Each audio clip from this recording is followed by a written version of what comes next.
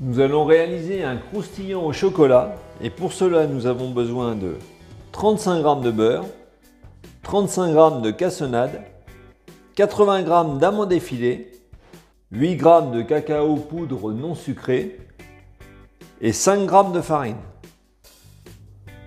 Je commence par mettre le beurre en consistance pommade et pour cela vous pouvez utiliser le micro-ondes en le réchauffant progressivement à basse puissance. Lorsque le beurre est en consistance pommade, j'ajoute la cassonade.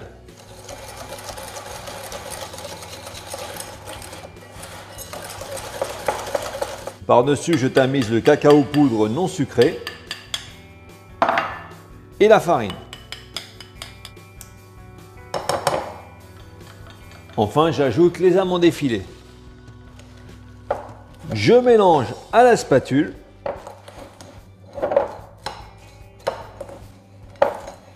Donc on insiste pour que toutes les amandes soient bien enrobées de beurre, de sucre et des autres ingrédients. Maintenant, je vais étaler cette préparation sur une plaque de pâtisserie recouverte d'une feuille de cuisson en silicone.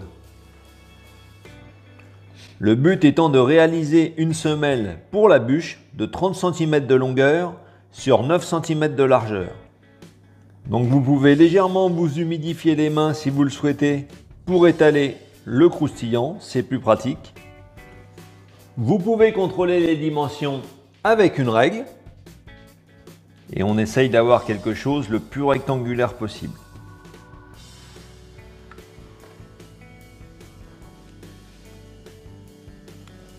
Maintenant, je vais cuire ce croustillant dans un four préchauffé à 170 degrés et je vais le laisser cuire pendant une douzaine de minutes environ tout en surveillant la cuisson régulièrement. À la sortie du four, je régularise les côtés du croustillant de façon à avoir des côtés qui soient bien droits. Il est bien sûr complètement souple à la sortie du four. Ensuite, je le fais glisser sur une grille et je le laisse refroidir ainsi. Nous allons réaliser une dacquoise à la noix de coco et pour cela, nous avons besoin de 3 blancs d'œufs, c'est-à-dire 90 g, 40 g de sucre semoule, 30 g de poudre d'amande, 50 g de noix de coco râpée et grillée. Il vous suffit de la passer au four quelques minutes à 180 degrés tout en la mélangeant régulièrement. 80 g de sucre glace et enfin 30 g de farine. Dans un récipient, je mélange la noix de coco râpée et grillée,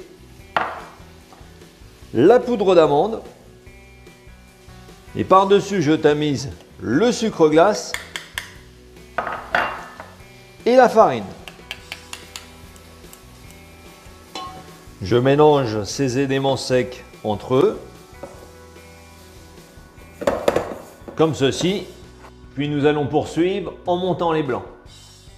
Je verse les blancs dans la cuve du batteur, j'ajoute un peu de sucre semoule au départ, puis je les mets à monter.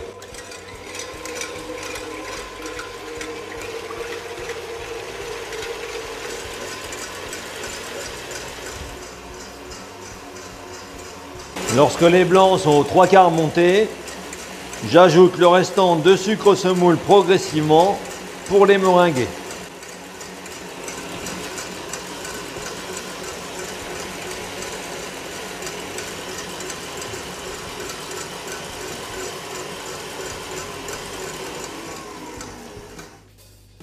Les blancs sont bien fermes. Je peux arrêter le batteur. Je vais réaliser le mélange directement dans la cuve. J'ajoute la moitié des éléments secs.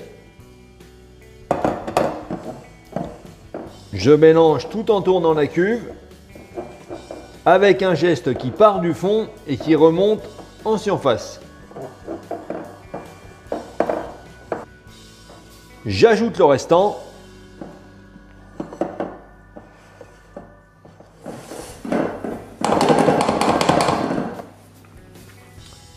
Je vais étaler cette dacquoise à la noix de coco sur une plaque de pâtisserie recouverte d'une feuille de papier sulfurisé.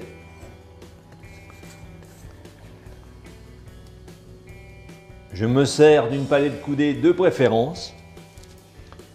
Puis j'étale la dacquoise en m'appuyant sur les bords de la plaque et simplement en utilisant les 2/3 de la plaque de cuisson.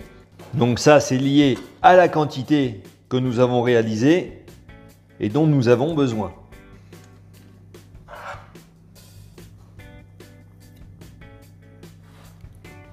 Je passe mon doigt sur les bords pour dégager les parties les plus fines. Maintenant, je vais cuire cette dacquoise à la noix de coco dans un four préchauffé à 180 degrés pendant 12 à 15 minutes environ, tout en surveillant la cuisson régulièrement. Après cuisson et refroidissement, je retire le papier cuisson de la dacquoise à la noix de coco. Donc on y va progressivement. Je la repositionne sur le papier, puis je vais découper les bords de façon à avoir une base bien droite.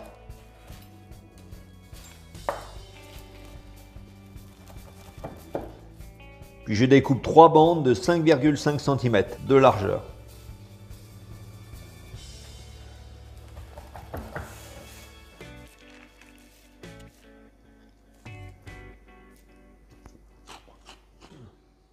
Pour la mousse au chocolat au lait, je vais utiliser 210 g de chocolat au lait. Donc je vous encourage à utiliser un chocolat de qualité. Il nous faut également 400 g de crème liquide entière à 30% de matière grasse minimum. Je vais commencer par monter la crème fouettée. Donc pour rappel, il faut que nos éléments soient bien froids, c'est-à-dire la crème, le fouet et la cuve. Je commence à petite vitesse pour commencer. Et progressivement, j'accélère.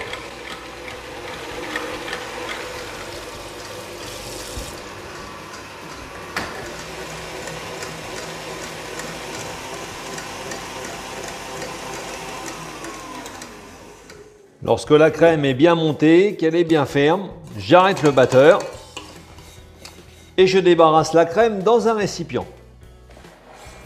Je reprends le chocolat au lait fondu à une température de 40 degrés environ et j'ajoute 1/3 de crème fouettée pour commencer. Je mélange énergiquement, puis je transvase le tout dans le restant de crème fouettée. Maintenant, je mélange délicatement pour conserver du volume tout en tournant mon récipient.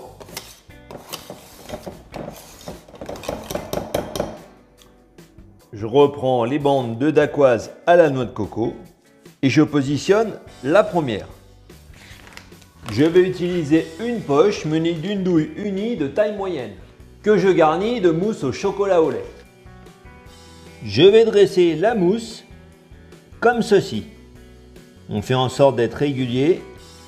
On déborde un peu, ce n'est pas grave, vous verrez pourquoi par la suite. Ce qui est important, c'est l'épaisseur, qu'elle soit régulière.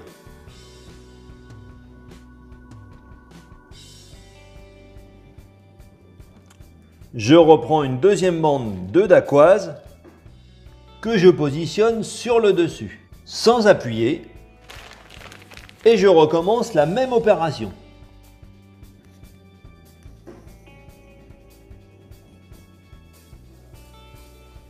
Enfin, je dépose la troisième bande de dacquoise. Maintenant, je vais placer cette partie au congélateur jusqu'à complète congélation. Je reprends le croustillant amande et chocolat qui a complètement refroidi et je vais le recouvrir d'une légère couche de mousse au chocolat au lait. Je me sers pour cela d'une petite spatule. Donc on fait attention, c'est très délicat. Le croustillant amande chocolat est fragile. Puis maintenant, nous allons passer le croustillant au chocolat au congélateur afin de solidifier le tout. À la sortie du congélateur, vous pouvez couper légèrement les bords de façon à avoir un résultat bien net.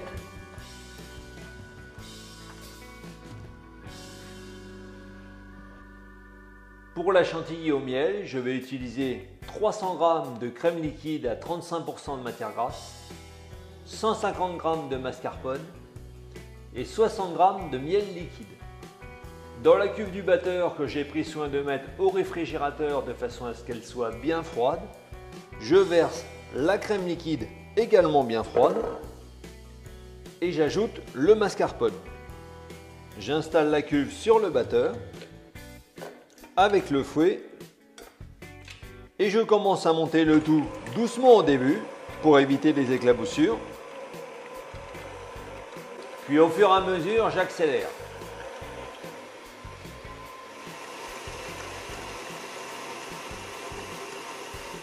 Lorsque la crème chantilly est quasiment montée, j'ajoute le miel liquide que je mélange quelques instants.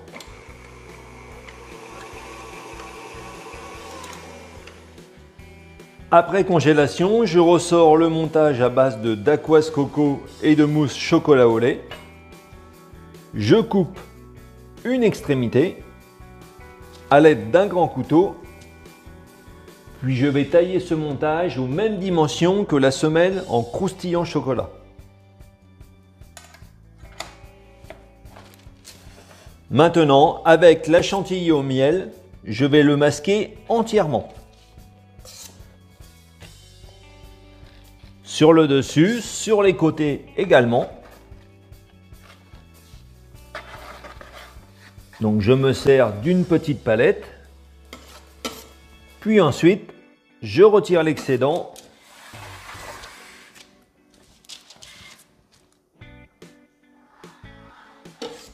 Et on essaye d'avoir des arêtes les plus droites possibles. Comme ceci. Maintenant, nouveau passage au congélateur pendant 15 minutes. Ensuite, après congélation, je vais recouvrir ce montage avec un spray couleur blanc velours. Donc ça se trouve en magasin spécialisé, sans aucun souci, c'est un produit à base de beurre de cacao. Si jamais vous n'arrivez pas à trouver ce genre de spray, vous pouvez alors recouvrir l'intégralité du montage avec de la noix de coco râpée.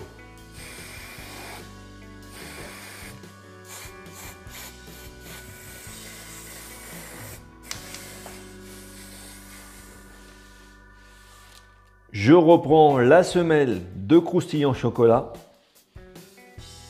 que je positionne sur un carton doré ou directement sur un plateau de présentation.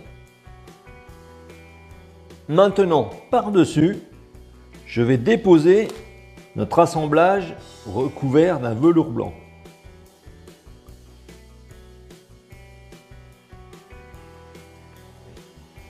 Sur le côté, je vais dresser la chantilly au miel en utilisant une poche munie d'une douille cannelée de grande taille.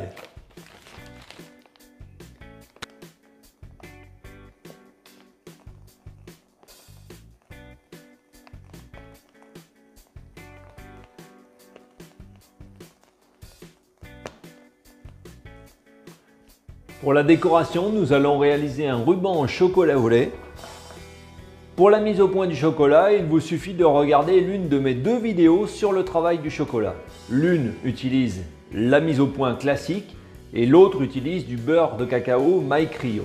Faites votre choix et mettez le chocolat au point suivant l'une de ces méthodes. La température d'utilisation se situe entre 30 et 31 degrés.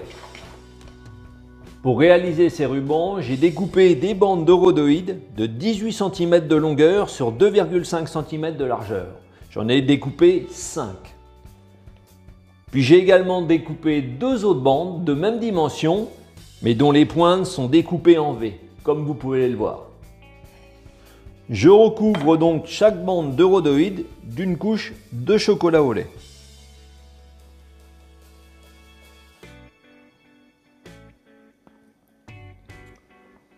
Je les laisse prendre avant de les mettre en forme.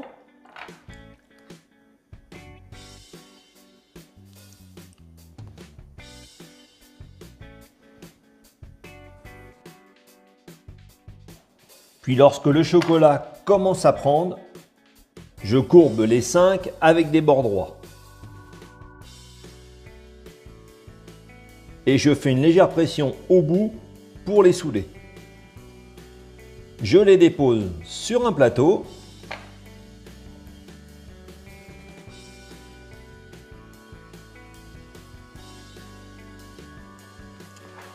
Puis pour les deux bandes se terminant par un V, je vais leur donner une forme à l'aide d'un rouleau.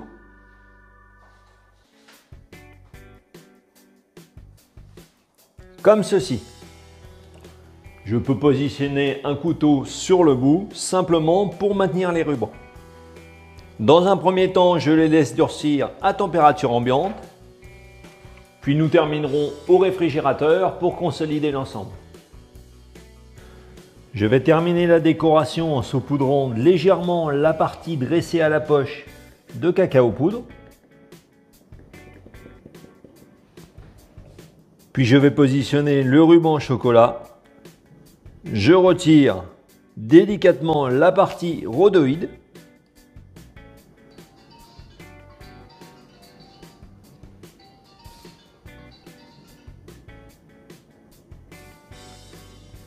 Puis je poursuis par les parties courbées.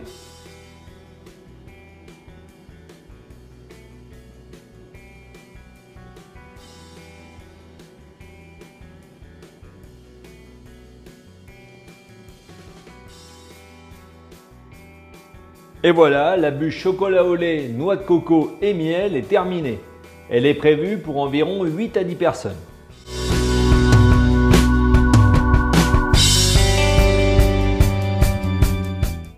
J'espère que cette recette de bûche de Noël, chocolat au lait et noix de coco vous a plu. C'est une recette originale, alors n'oubliez pas de liker la vidéo et de la partager en famille et entre amis. Vous retrouverez également ci-dessous différents liens qui peuvent vous intéresser, notamment celui pour vous abonner à ma chaîne. Vous ne manquerez ainsi aucune de mes nouvelles recettes. Je vous souhaite de joyeuses fêtes de fin d'année, un excellent Noël et en attendant, bon appétit!